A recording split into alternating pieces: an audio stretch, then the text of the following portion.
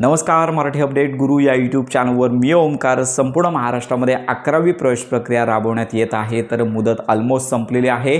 पहिल्या कॅप प्रोसेसची मुदत संपलेली आहे. विद्यार्थ्यांना आता थोडी प्रतीक्षा करायची आहे. साधारणतः 26 तारखेपासून ते 28 तारखेपर्यंत तुम्ही जे ऑप्शन दिलेले आहेत, कॉलेजची नावं दिलेली आहेत, तर प्रत्येक विद्यार्थ्यांच्या पर्सेंटाइज वाईज किंवा विभागानुसार ही प्रोसेस चालू राहणार आहे. आणि साधारणतः विद्यार्थ्यांना 29 तारखेला त्यांनी दिलेले कॉलेजेस आहेत, कुठले कुठले अलॉट झालेले आहेत हे विद्यार्थ्यांना पाहता येणार आहेत. म्हणजे पहिला कॅप राऊंड 29 तारखेला सकाळी 11 वाजता प्रसिद्ध होईल आणि त्याच्यानंतर 29 तारखेनंतर तुम्ही प्रत्यक्ष कॉलेजमध्ये प्रवेश घेऊ शकता. तर प्रत्येक कॉलेजमध्ये देखील तुमच्या नावानुसार ही मेरिट लिस्ट लावली जाईल.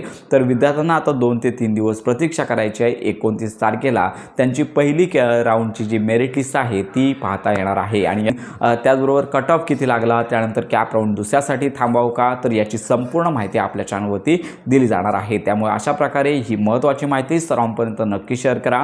तुमच्या जर काही शंका असतील तर आपल्या व्हिडिओच्या कमेंटमध्ये नक्की कळवा. 10वी पासवरती विविध योजना, महाज्योती मोफत टॅब असेल किंवा इतर योजनांची माहिती आपण देतच आहोत. तर तुमच्या काही शंका असतील तर नक्की कळवा. योजनांसंदर्भात खात्रीशीर माहितीसाठी आपल्या मराठी अपडेट गुरु या यूट्यूब चॅनलच्या कनेक्ट करा.